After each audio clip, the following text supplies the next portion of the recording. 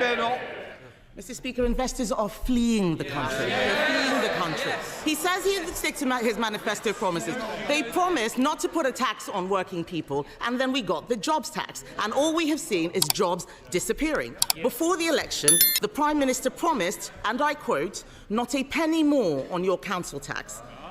The Institute for Fiscal Studies says that now council tax bills will rise at their fastest rate in 20 years. Will the Prime Minister admit that under him council tax is set to soar? Minister. No, of course it's not. It soared under the last government. But, Mr. Speaker, here she goes again, back on familiar territory. She comes here complaining about the national insurance rise every year, every week.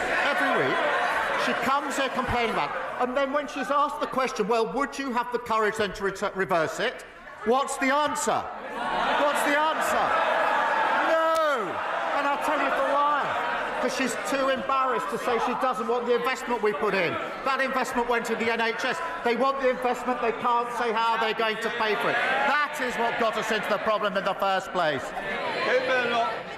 Mr. Speaker, he still doesn't understand, so I'm going to make it very simple for him. This is a mess of his own making. He shouldn't be asking how we would clean it up. The fact is, they raise national insurance through the jobs tax, and that's why they have to put up council tax. The truth is, his catastrophic budget has created a domino effect which he cannot now control. We on this side of the House know that you cannot tax your way to growth. But now he's flirting.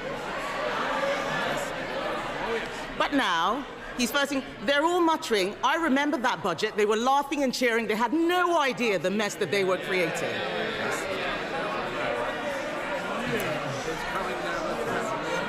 They should go and explain to their constituents about why unemployment is going up. But, Mr. Speaker, what is more worrying is that now he's flirting with Neil Kinnock's demand for a wealth tax. Let's be honest about what that means. This is a tax on all of our constituent savings, on their houses, on their pensions. It would be a tax on aspiration.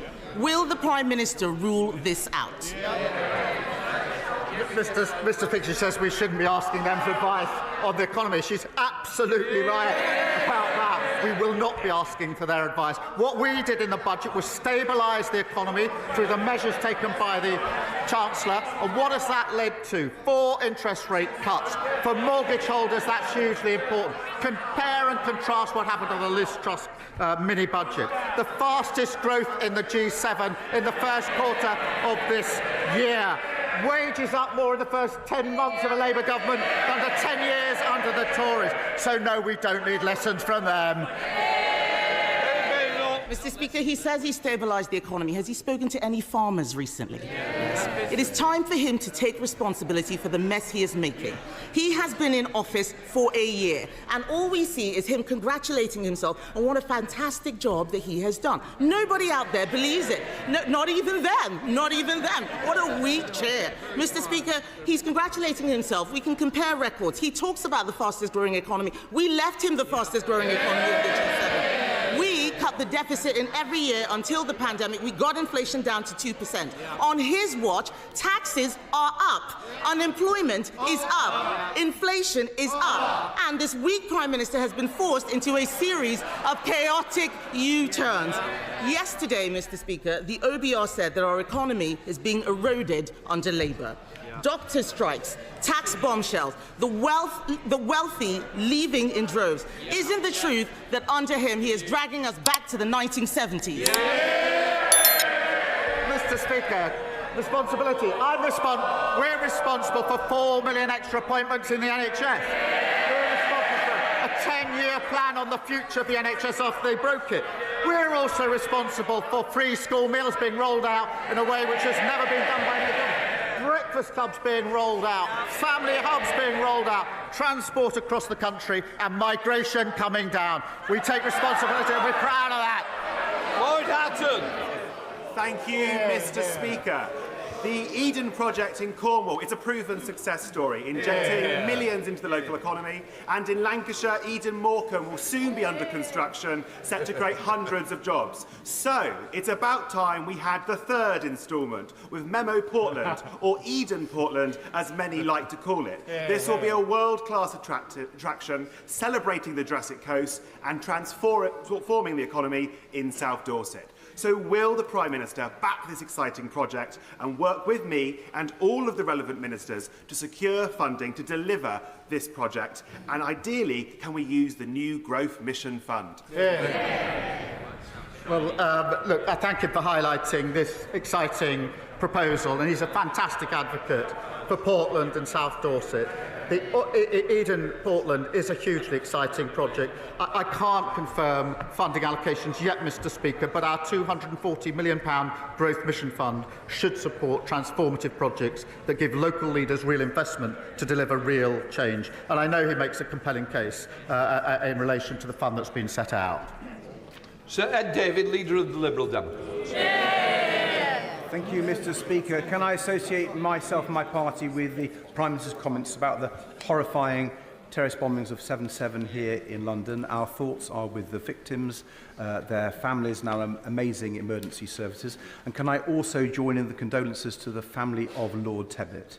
He was a man of service in the RAF, in politics, and as a carer for his wife, Margaret. He will be greatly missed. Mr. Speaker, after years of Conservative neglect, the special education needs system is in desperate need of repairs. But with parents understandably worried, we already hear Labour MPs planning another rebellion. So can I offer the Prime Minister this? If he genuinely wants to fix the problem and not strip away the rights of children and parents in some cost-cutting exercise, then we have 72 votes to help.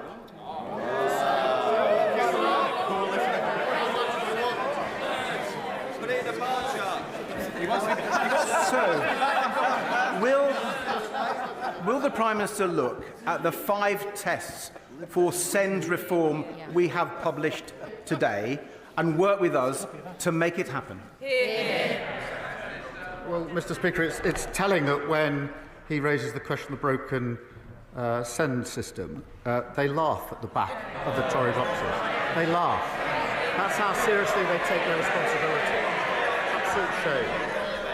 But as he knows, every week across the House, people raise this issue with me. I think it's been raised more times than anything else. And everyone knows the system is broken. And again, guess who broke it along with everything else?